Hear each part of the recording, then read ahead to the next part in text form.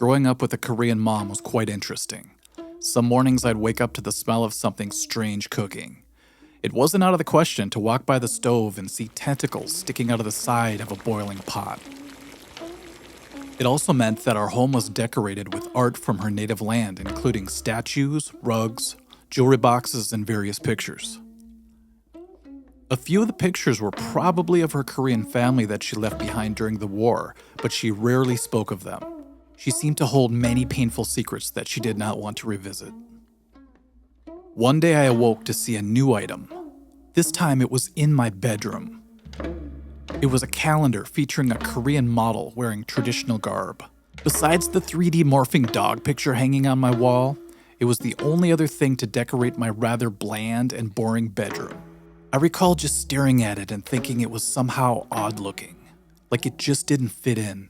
I was only 4 at the time, but I still wondered why I needed a calendar at all, let alone in my bedroom. But I wasn't about to question my mom's decorating choices. She placed it high up on my closet door, way too high for me to reach it if I ever wanted to take it down to flip through it. Pretty sure that was done on purpose. My mom didn't like us messing with her Korean things. That night I went to bed, and just like every other night, I had my nightlight glowing in orange haze around the room. Tonight was different though.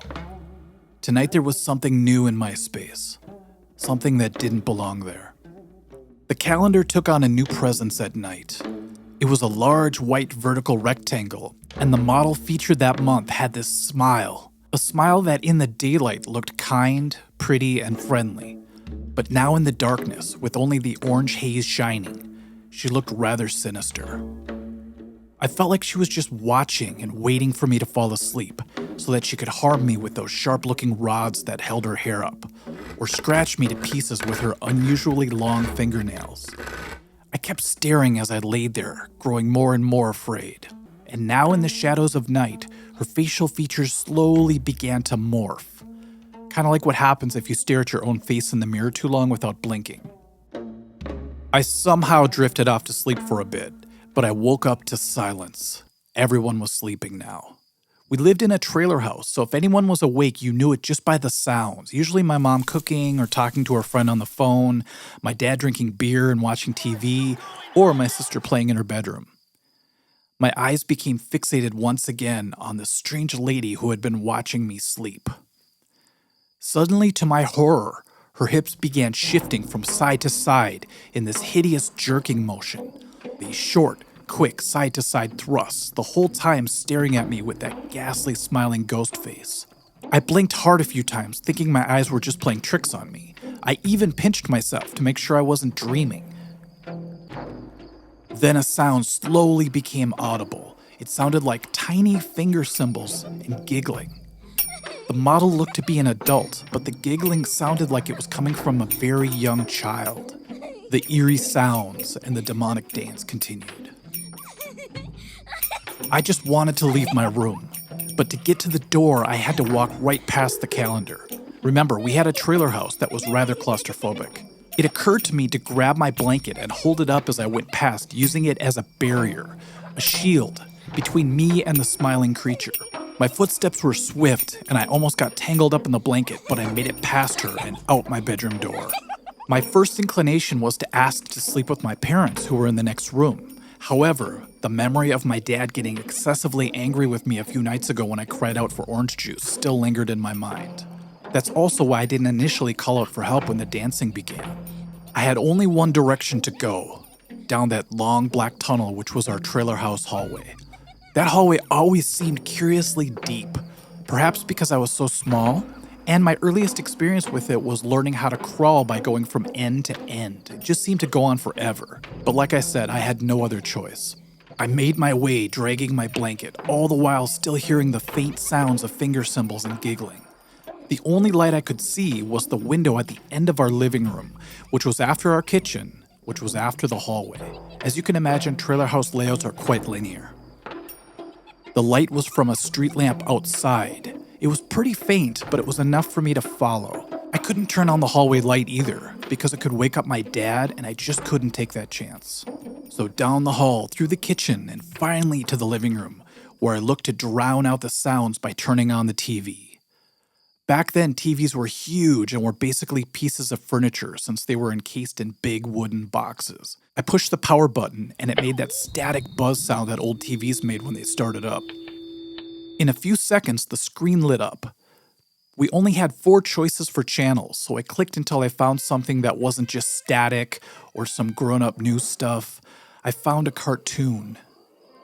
It was Rocky and Bullwinkle.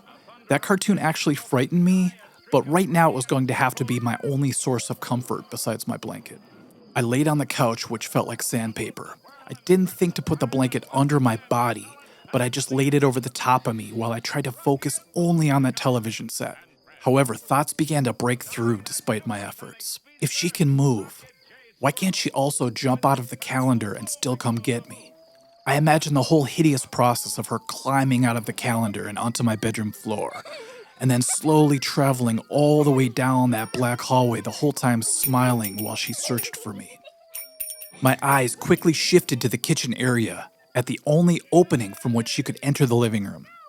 Because the TV's light would follow my vision for a few seconds, every time I looked at that blank kitchen space, I wasn't sure, but I swore I could see something small and white moving around.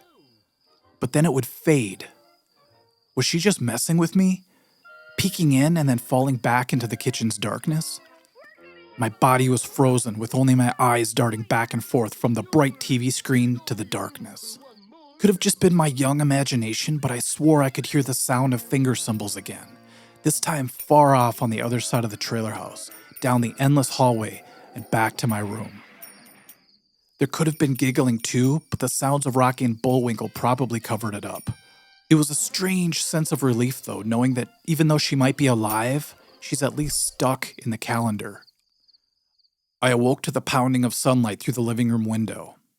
One side of my face had a terrible soreness that I found out was a rash caused by the roughness of the couch. In all my haste to get out of my room the night before, I had left my pillow behind. My mom was in the kitchen trying to quietly do mom things. I approached her and begged her to take the calendar out of my room. She asked in her broken English, "Why did you sleep on couch? And what happened to your face?" My response was, "It was moving. The girl in the calendar was moving and laughing." She immediately went down the hallway and came back with both the calendar and a bottle of Bactine for my face. Bactine was a medication that contains alcohol that she used whenever we got a cut or a scrape. It stung like hell on a cut, but on a rash it felt like my face was on fire.